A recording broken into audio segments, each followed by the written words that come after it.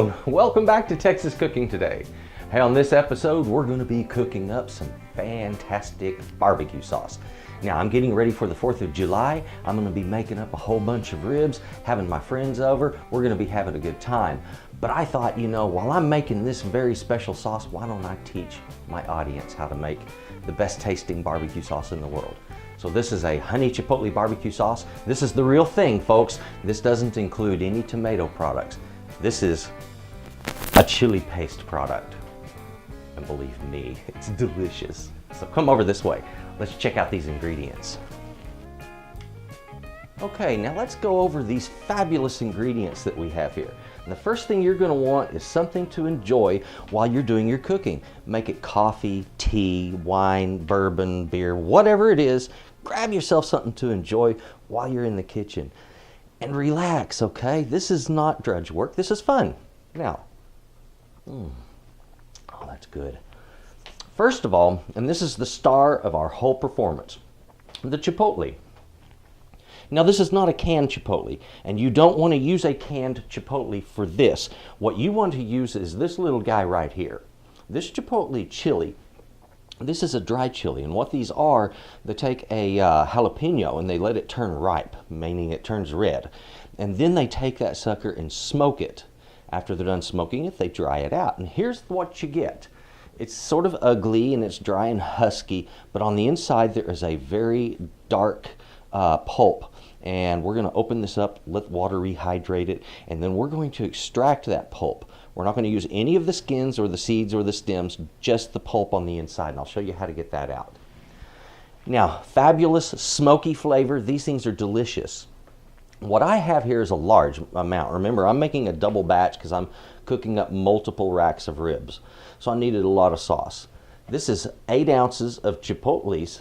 And back here I have 8 ounces of what's called a guajillo chili. Guajillo chilies are fabulous, and these are the center of many sauces throughout Central America. It is fabulous tasting. This chili has been described by some as decadent, okay? And it has this very light, fruity flavor to it that makes it so special, and it's just wonderful tasting. So what we're doing is an equal amount. This is 8 ounces of guajillos and 8 ounces of chipotle. And the reason it looks like there's more of these, well, actually there are, but they're the same amount by weight. And that's because the pulp on the inside of these isn't as thick. So these don't weigh as much as these do, even though this is much smaller than this. It's just more pulpy. So, equal amounts. Now, if you're looking for a little smaller amount, make it 4 ounces and 4 ounces. And that's a really good amount to start with the first time you do this. Our other ingredients that we have, of course, are some honey and some brown sugar. Now, I said honey chipotle. If you might be thinking, why has he got brown sugar out there? I love brown sugar. And brown sugar has the tendency to caramelize really super well when you mix it with some heat. So, when I baste my ribs in the last 10 minutes of their cooking, this caramelizes over wonderfully, and it forms this wonderful crust on the outside of my ribs that's very flavorful. While this gives me that wonderful honey flavor, our clover honey. A couple of other items that we're going to be using, one's for flavor, and this right here is bourbon. If you don't like bourbon or you don't want bourbon, don't worry, just leave it out. However, I'm going to say this, I think the bourbon adds a wonderful and rich flavor to it. It's fantastic tasting, so I like to put it in. If you would prefer something more like, let's say tequila, you could use tequila. So don't be afraid to swap out some flavors here if you would like. How much of this? It's not going to take a whole lot. All I'm going to use in this is maybe 1/2 to 3/4 of a cup for this whole batch. It's going to add a nice background flavor that's really interesting, and people won't be able to really sort it out, but it does make for a much richer sauce. What I have here is some lime juice. Now, the lime juice isn't so much to flavor the sauce. I don't have enough there to do that. The lime juice is actually to bring flavors out in these chilies. When you add certain acids like lime to chilies, it just extracts flavor from them. So these, which are fruity, are going to become that much more fruity. And these are going to take on just a much more robust chipotle flavor, all because of the acid that we're adding. Salt. Salt isn't really an acid, but it reacts with food like an acid. So we'll be adding a little bit of salt to this just to bring out some of those flavors again. Now, let's get down with what do we need to do to make this happen. First thing we need to do is to hydrate these chilies so we can work with them. Now let's get on with slicing up our chilies. And what we're going to do is we're going to open them up so water can get to the inside of them, and then we're going to drop them down into a bowl, fill up the bowl with chilies, and then fill it up with hot water. Now, two ways of doing this, two different kinds of knives. One would just be slice down the center of it and you're done with a chef's knife. The other is you can use a nice paring knife and just give it a simple slit. Either way seems to work equally well. Okay, that one was tough. You see that deep dark color on the inside of that chipotle? It makes the sauce a really dark color, but the flavor is remarkable. It's unbelievable. All right, now what I'm going to do is just sit here and slice open each and every one of these chilies. I'm not going to do them all in front of you, but guess what? That's what we're going to be doing. All right, now I've got a bunch of split up chilies. All I have to do is fill this up with hot water and we're ready to go. If you want to boil some water, you can, and it will speed the process slightly. I don't bother. I like them to slowly hydrate and for that pulp to form up really well before I mill it. So what I do is I simply soak it under regular hot tap water, and that's all you need.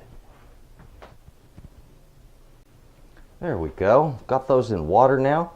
And every once in a while, about every 20 or 30 minutes, I'll come in and take these top ones and shove them down to the bottom, kind of rotate it, and that way they'll hydrate evenly. But basically, this is all we have to do. Give it plenty of time. I wait for mine to hydrate out a lot. Usually I give it around an hour, hour and a half at least. And there's no rush on this stuff. You just start it early, let them sit there and soak, and then later on we get busy making the sauce. And what do you do in the meantime? Oh, that's real easy. You just go and watch the ball game or something like that. Okay, there we have it. Soaking chilies. Our chilies have had plenty of time to soak now. So, and look, this bowl has gotten really, where it didn't seem like there was much in there, they have really taken on all of that moisture. That's exactly what we want. Now, I'm just going to remove any of the stems and seed pods, and you don't have to tear these down just a whole lot, but kind of break them a little bit into some smaller pieces. And that just helps them to mill a little quicker. So, if you would, just go ahead and get your chilies in your mill. Now, if you're not using a food mill, if you're using that blender or food processor, either one, you're going to want to do this. You're going to want to go ahead and separate the seeds and that stem and get only just that portion there. So all you're fighting later is the skin, trying to get it out. So, and that's the reason I like using that food mill, this right here. That little guy is just great because one processing, and it doesn't take long to do it, one turn through that food mill, and there's no skin. All I have is just a pure, beautiful paste. No skin, no seeds, nothing else. Well, there we have it. It didn't take that long to go ahead and break all that down and get it in there. And if you're using a blender or a food mill, you have to go to that process anyway. Now, here's our stems that are left behind. Get that out of the way. The food mill, now hang on, I don't want anybody to feel like, well, I don't want to have to go through all of that work. So I want to set my timer here. Start. I'm just going to start counting. And what I'm going to do, I'm not going to show you the whole process on this, but we are going to leave that timer running. So you'll find out that cranking this in a food mill doesn't take that long. And frankly, it produces a fantastic result. Far better than the blender and strainer. So just keep cranking yours down, and we'll see you on the other side. Okay, I've been watching the clock down here. Now, what we got, 7:04. Okay, what I have is a bowl, or a mill I should say, that's filled with skins and seeds that I just don't need. And underneath here is the most beautiful, pure, pristine chili paste that a human being could even hope to have. Ah, looky there. And we're not talking a little bit. Look at this. That, folks, is a lot of chili paste. And that's not how much sauce it's going to make. No, it's going to make enough sauce to fill this pot about halfway full. So this stuff really absorbs a lot of water, and it's a fantastic paste to use. And now I don't have any tomato product, 100% beautiful chili product. Look at that paste. Gorgeous, deep maroon colored paste. Now, let's get on with making our barbecue sauce. Okay, now we have our chili paste in hand. Let me knock off the excess off of that. Get it out of my way. Now what I'm going to start doing is to hydrate out this. So we're going to start with 2 cups of water. And remember, this is a double batch is what I'm making here. Now I'm going to go ahead and get my bourbon included in that. And I had there right about a half a cup, maybe slightly more. You can use Canadian whiskey, like I said. You can put tequila in there. You can do just plain water. A little bit of that lime juice. About a quarter of a cup to start with at the most. And later, if it needs another acid bump, we'll give it some more. Now, more water. I just put in another cup. And it's going to depend on your chilies and how far you hydrated them as to how much water your sauce is going to take. Now, I know about how much I use for these, and here I have right at a half a cup of honey, and I'm going to put all of my honey in there, okay?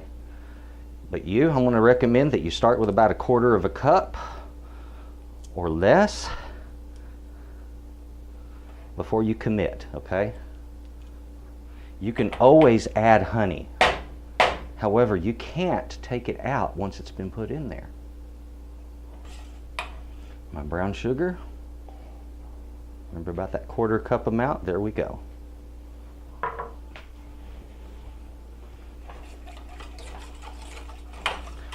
And put some heat under this. I want to start it at a medium low, and when it starts to simmer, I'm going to reduce the temperature. And I'm going to simmer this for about 45 minutes. And give it time. And you're going to want to stir this about every 15 minutes, okay? That wasn't such a big job, was it? Soak the chilies, mill them, add a few ingredients, simmer, and you've got some barbecue sauce.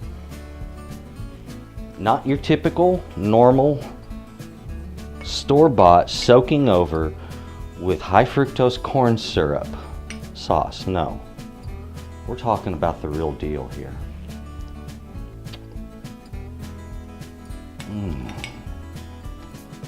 Man. It's got this fruity quality. Like I said, that's that Guajillo chili.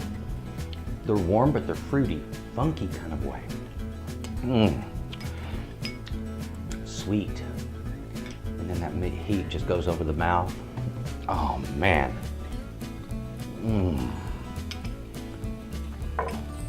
I only used so much brown sugar. I had just a little bit left over. Maybe a couple tablespoons left. Make it as sweet as you would like it, okay? Make it you. This is a delicious sauce. Thank you for watching Texas Cooking Today very much. And if you would, please subscribe. To my subscribers, I would like to give you a very special thank you. And you folks, well, you have a good day. Hey folks, thanks for watching Texas Cooking Today. And also, if you would, please subscribe, hit like, and if you would, put me in your favorites. And thank you.